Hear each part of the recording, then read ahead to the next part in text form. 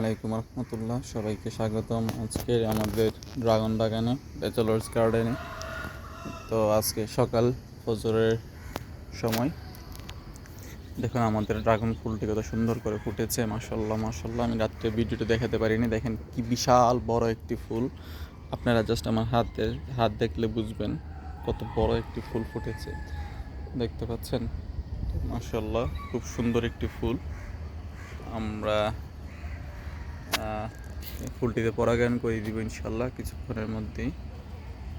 তো এই ফুলটি দেখে আসলে অবাক না হয়ে পারা যাবে না। দেখেন জাস্ট আমার হাতের সাইজের সাথে যদি মিলাইতে চান, দেখেন কত বড় হয়েছে, প্রায় আধা হাতের মতো বা এক হাতের কাছাকাছি।